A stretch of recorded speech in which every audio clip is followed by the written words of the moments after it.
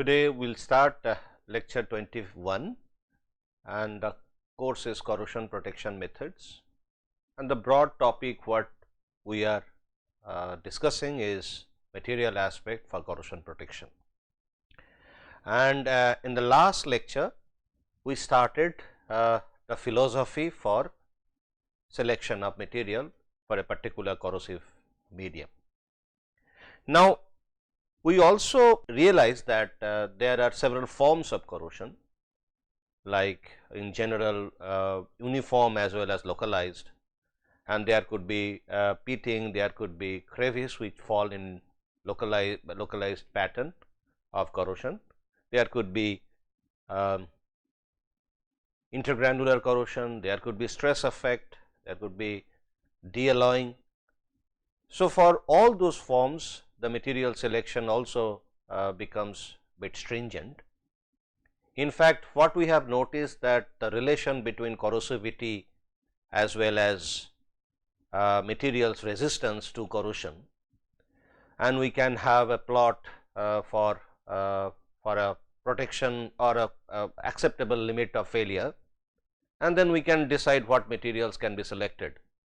But it is very important that as this particular graph or this definition of corrosivity as well as the corrosion resistance as well as the acceptable limit, those are if we cannot define them properly, then this graph cannot be generated. So, that time the selection becomes more conservative, okay, and we have to go for a better alloy systems for having protection. For example, in localized attack system, in case of localized attack case, we have to have better systems, mainly pitting as well as crevice. So, we will continue our discussion. So, our discussion point would be on the materials aspect of corrosion protection, but we will talk about the selection of materials. So, now we see that we have different forms in general that can be categorized into two broad groups. So, forms of corrosion, and that can be categorized into two broad groups. One is uniform, and then or sometime it is called general corrosion,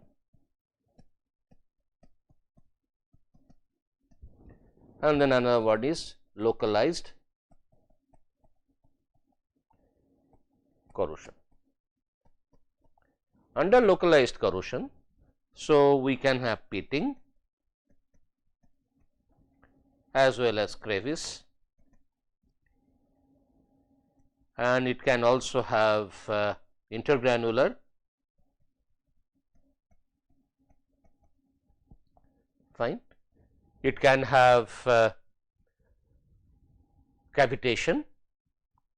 It can have a kind of a macro scale localized mode like fretting, because the fretting happens like one particular system where fretting happens is basically the railway system, a railroad, where wherever we have a fist plate, so there we can have fretting attack. So, these are some examples, okay. So, for our discussion, let us consider only general corrosion and pitting and crevice and decide what material can be suitable for them. Now, if we understand those corrosion attack pattern, we will see that one of the major reasons, maybe a common reason for all to start that process is basically galvanic corrosion. So, the common reason, most of the cases,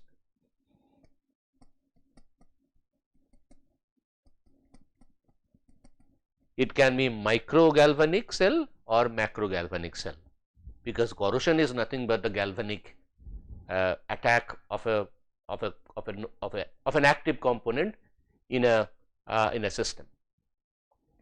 So, now when we consider the form of corrosion like uniform, the galvanic corrosion happens statistically over the entire surface uniformly, okay. So, then we cannot decide which point would attack more and which point would attack less. So, finally, we get almost uniform attack pattern across the whole surface, but the start point is galvanic corrosion. So, that means where we have one noble component, one active component, and we have connection between these two. So, typically even if we consider pitting or crevice,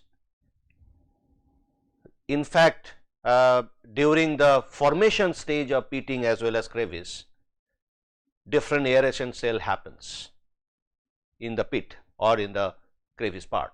So, the crevice or pit part becomes anodic and the rest of the surrounding surface, metal surfaces would become cathodic. So, again that galvanic effect, a localized galvanic effect comes into picture. So, now whenever we talk about those formation, initial formation part, so let us understand galvanic one. Galvanic one, I mean to say two metal corrosion. So, sometime it is also called two metal corrosion. Now, in a component we can have one part as anode and one part as cathode. Okay. So, they can be joined by welding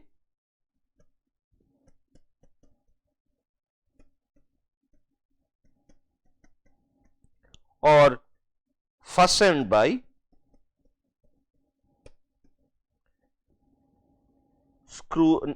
fastened by bolts or rivet.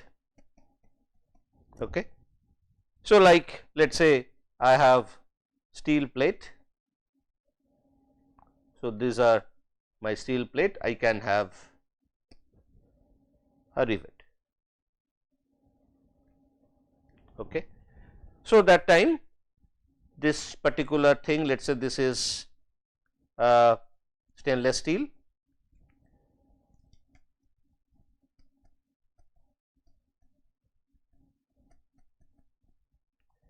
and let us say this is the rivet is stainless steel and the material which are fastened, they are made of plain carbon steel. So, that means wherever they are joined, so this part, this part, this part, all those junction points, they are actually a typical galvanic zone where corrosion of the active component happens aggressively. So, here this becomes active and this becomes passive or noble, and it does not mean, and noble means it is basically it will act as cathode and this will act as anode. And remember, cathode does not mean that the cathodic reaction would be the deposition of its own metal ion. In fact, most of the cases the cathodic reaction could be oxygen reduction or hydrogen reduction or metal ion reduction other than that metal made of that metal that particular composition of that rivet. Okay. So, then whenever we have this cathode and anode system, we have galvanic corrosion of that active part. So, your corrosion would happen in this zone. These are the zone where corrosion of plain carbon steel would happen, and the corrosion and cathode part, the stainless steel part can be protected.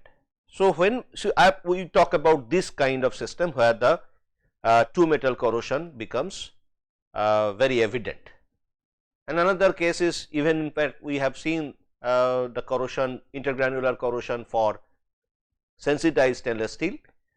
We see that the grain boundary where the precipitation of carbide happens, chromium carbide happens. So, that particular portion would act as cathode, and then just little away from that grain boundary zone we have chromium depleted portion, and the rest of the grain bodies will also have high chromium content.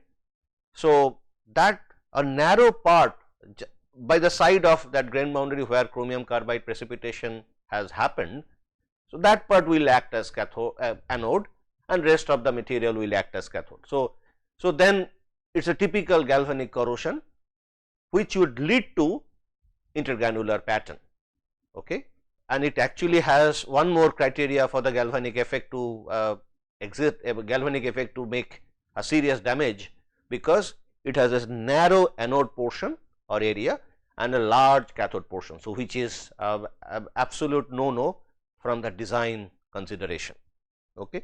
So, whenever we have such kind of situation, so that joining can be in the form of welding or bolts or rivets, that time we should see that what is the position of that two metals or alloys in the galvanic series created in that particular medium.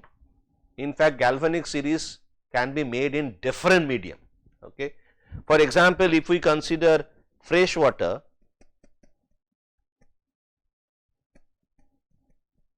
and if we consider sea water, and let us say our condition is ambient atmospheric condition,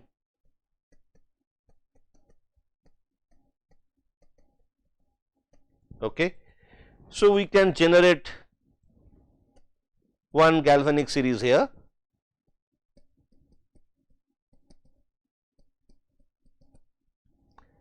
and the galvanic series for sea water could be different.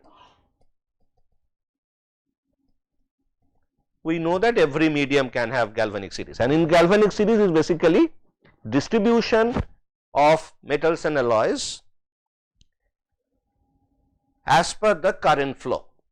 Okay. For example, in a medium, let us say we have a medium fresh water, I have put one metal like metal 1, another metal 2.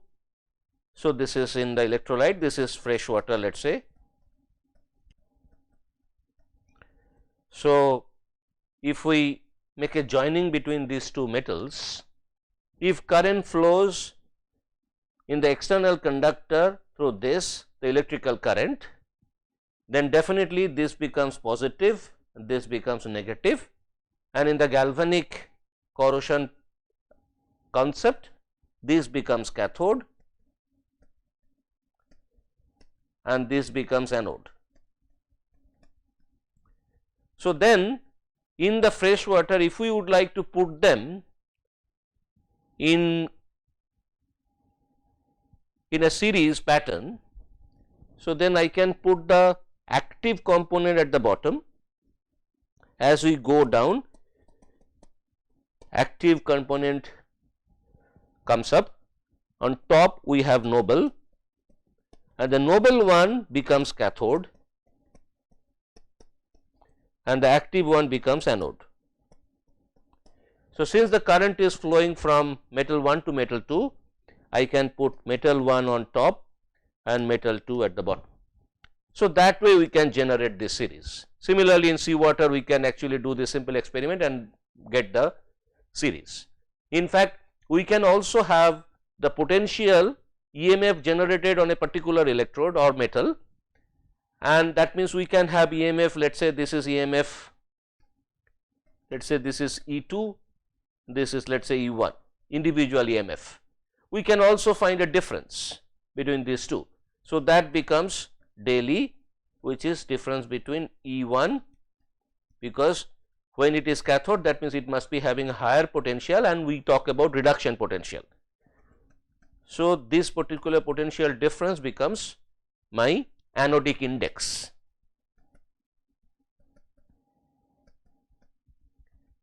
So, that means this cathodic series can be, this galvanic series can be quantitative when we mention this anodic index, fine. So, that way we can generate this two galvanic series.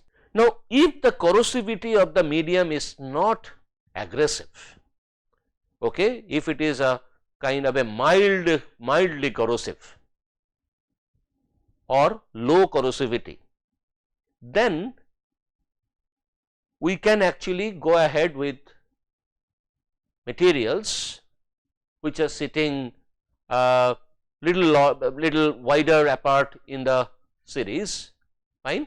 For example, if we talk about freshwater system, let us say I talk about steel,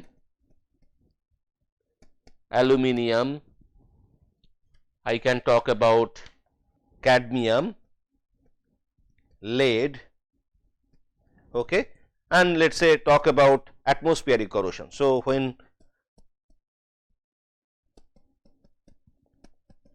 when we have moisture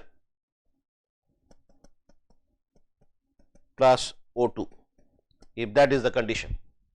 So, that time even if we have connection between these two or these two or these two or these two, we would see that, so that particular couple, all those couples would not have much of detrimental effect. So, they can be all having, all couples,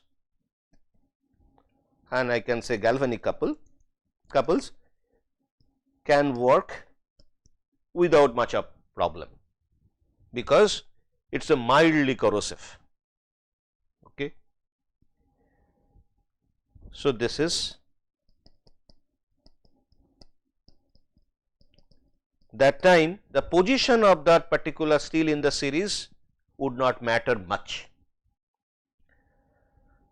but as the corrosivity goes up, let us say in case of seawater,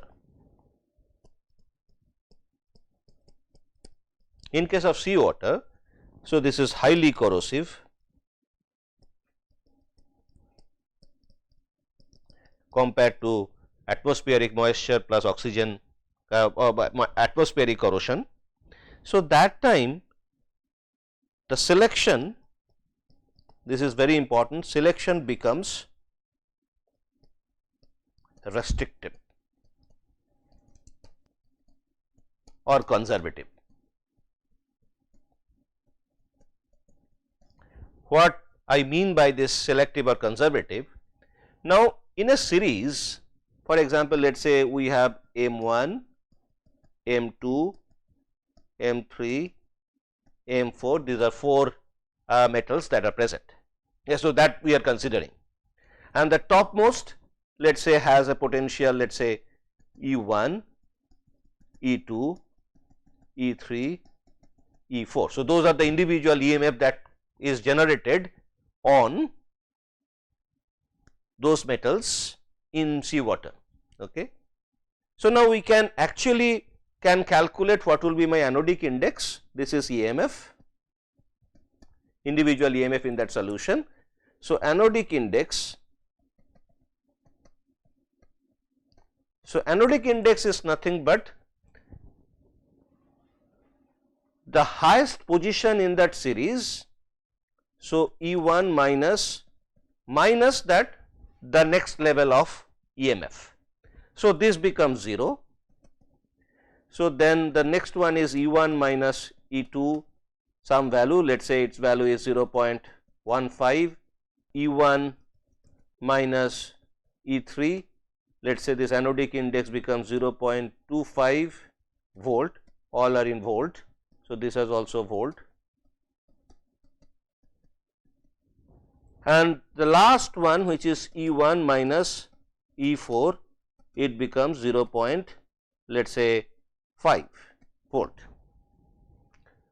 Now, interestingly, if we consider that the allowable anodic index, if we have joining between two different metals, if that allowable anodic index should be let us say 0.25, if we consider that. So, then if we have in a particular component, if we have M1, then that can be connected to M2 or M3, because till M3 I can see that this anodic index value is actually within that acceptable limit. So, here I am considering acceptable limit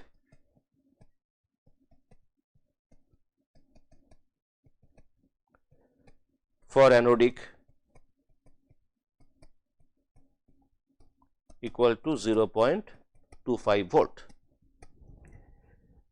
Now, as this particular potential difference increases because of this connection of two different metals in a particular series, the current that can be drawn from the anodic part, and the anodic part is what? The metal which is sitting below. So, that current could be very high, and if that current becomes very high, definitely the corrosion rate of that anodic component also would be very high. So, that is what you have to go for. If you cannot avoid joining two metals, in many components we cannot exist, that components cannot exist without having different metal parts of different potential or different EMF in particular electrolyte.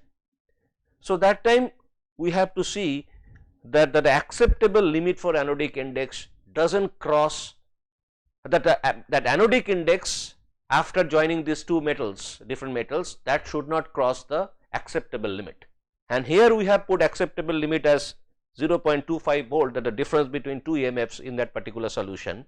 I could see that metal 1, metal this one also, because the difference between these two and these two would be 10. Okay. So, with compared to M2, the M3 would have anodic index of 0.1, okay, which is the difference between 0.25 minus 0.15. And so, that means I can connect these two, I can connect this two, I can connect this two, even I think all those connections we have considered. So, all those connections are possible without much of corrosion damage of the anodic component, but I cannot connect M4 with M1 as well as M2. At least let us understand with reference to M1. Say M1 cannot be connected to M4 because the anodic index for M4 with reference to M1 is 0.5, which is beyond the acceptable limit, which is 0.25. So, that means whenever we have this connection between M1 and M4, the dissolution rate of M4 could be extremely high, which cannot withstand the long duration operation of that component in a particular medium. Okay. So, that is the importance of the selection with reference to the galvanic series in that particular electrolyte, and every electrolyte can have a separate series. So, now if we see if it is a aggressive solution, highly corrosive, so that time selection becomes restrictive. That selection means selection of two metals or two alloys. For example, in case of seawater, if I try to consider aluminium alloys that can only be connected to aluminium alloys. Okay. It cannot be connected to even stainless steel or iron. Okay. So, aluminium alloys should be connected to aluminium, or aluminium alloy can be cast or wrought. Okay. So, that means you see that only we have to select from the same category of material in that galvanic series. But in case of mildly corrosive, I can see that even if we connect steel with aluminium or cadmium with lead, or the lead with steel or lead with aluminium, it will not be a matter, they can serve well for long duration. So, that is the very concept of this galvanic application of galvanic series and selection. So, when we try to select, we have to also look at two things. One is galvanic series or position. First is position of the materials in galvanic series.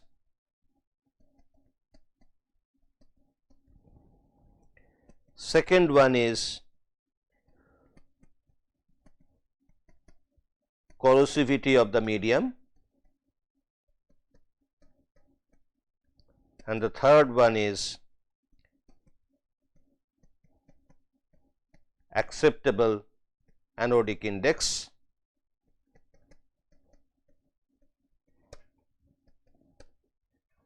in that solution. Fine. And so then it can lead to proper choice of materials, which can be more choice of materials to minimize galvanic effect. Okay. So, this is very important. Now, once we understand galvanic effect, let us say I know what are the materials to be connected. Now, then comes the forms. So, if we consider only the general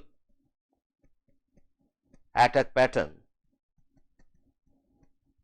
okay, or uniform. So, that means if you have this material, the corrosion would be more or less uniform thickness all the places. So, that means thickness at this place of that corrosion layer, and here it is not about the passive zone. Let us say this all those material, that shaded portion, so this is the portion which is actually dissolving with time, and you see everywhere, every cross section I have almost about the similar thickness. So, that is called uniform. So, when it is uniform, first of all the evaluation of corrosion as well as monitoring becomes easy. Second part is selection becomes also easy. If we know the allowable corrosion rate. So, if we consider let us say mild steel or plain carbon steel,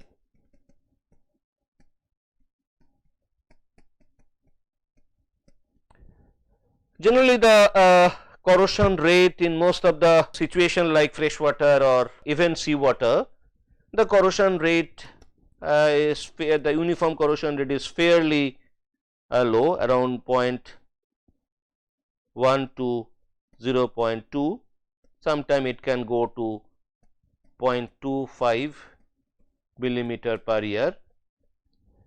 So, this corrosion rate can be measured via two formulas. One is weight loss. So, in case of weight loss, if it is weight loss, this is weight loss divided by area divided by time and divided by the density. Okay. So, this is the corrosion rate, and where it is in terms of length by time. Okay. So, here it is millimeter per year, or it can be found out by doing polarization experiment, where I know the current density, this is corrosion I cor into atomic weight, A is atomic weight of the dissolving metal, then I can divide it by N, which is the number of electron participating for corrosion reaction or the reduction process, into F, which is the Faraday's constant, into rho, which is the density. So, if we consider M n plus Ne equal to M, so the corrosion is this direction, dissolution. So, here this is the N, and F is 96500 coulomb per 1 mole of electron charge.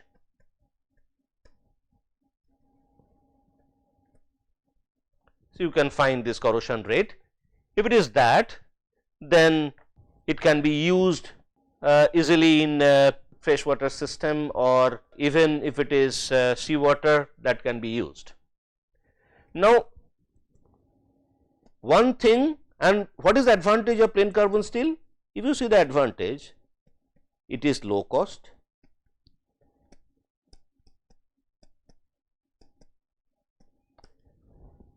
okay,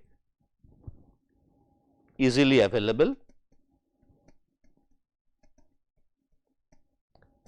third is easy processing. When we talk about processing, I am talking about making and then making of steel and then forging, rolling, all are easy in case of mild steel compared to high carbon steel or alloy steels.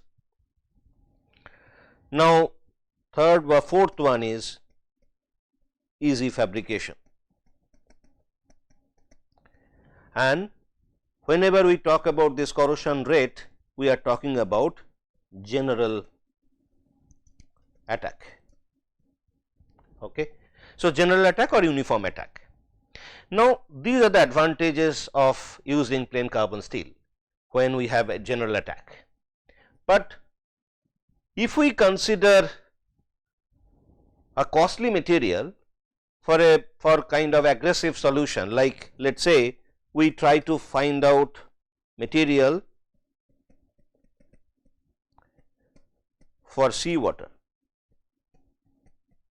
or salt water. So, that case we can use mild steel or let us say plain carbon steel, or generally low carbon steel is used, low carbon steel, or we can go for stainless steel. Let us say I use 304, which is 18.8 stainless steel with a carbon content about 0.08%, and all are in weight percent. So, now in material in seawater, this gives you the uniform attack, which is around 0.1 to 0.2 millimeter per year. And costly material, in case of stainless steel, we generally allow if the corrosion rate is 0.1 millimeter per year, and in fact it can show 0.1 millimeter per year in seawater. But interestingly, this one always shows, most of the time it shows a general attack, but here the possibility, if the seawater is stagnant, there is a possibility of extreme localized attack.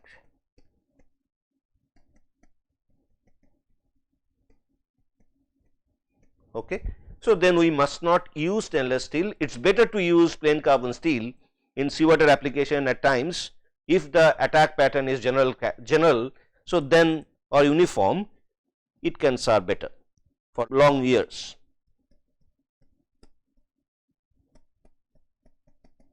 Okay. So, that means we should be careful that costly material or costly alloys with a better corrosion resistance, they may not work better in some of the applications. So, like this is a classic example that stainless steel is much more costlier than plain carbon steel, but still in case of stainless steel there is a possibility of pitting, localized pitting, and then it can lead to a serious damage to the particular component. So, this is another point. The point what I would like to mention is checking the severity localized attack. Okay. So, this is important. Now, another important factor which is to be kept in mind, which is contamination. Fine. At times we do not allow even a small contamination, though the material shows uniform corrosion as well as it shows a sufficient corrosion resistance, but if there is a little bit of contamination in that particular medium which is being stored in that particular container made of that low cost material, it will have difficulty in pushing that particular fluid it will be difficult to sell that particular fluid. For example, if we talk about storing of 93% H2SO4, pure H2SO4, and let us say ambient condition, ambient temperature.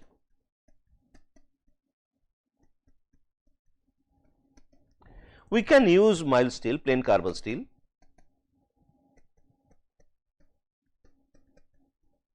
okay. But plain carbon steel, when we use, that can lead to little bit of iron contamination, because little bit of corrosion and then it can have iron, and whenever we have iron present in that, the color of this particular acid changes, the color becomes little brownish.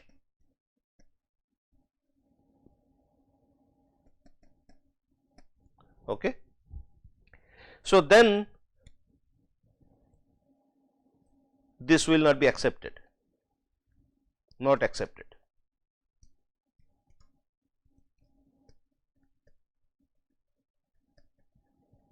So, that time one should coat it with phenolic coating.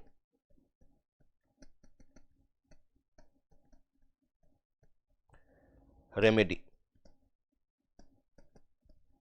Okay. So, then it can be avoided. So, this is about the application in case of general corrosion, which is bit straightforward and low cost possibilities are there, and mostly plain carbon steel or aluminum alloys. So, those can be used in case of system situation where we have we experience general corrosion, but the application in case of localized corrosion becomes very tricky. Okay. So, that part we will discuss in our next lecture. Thank you.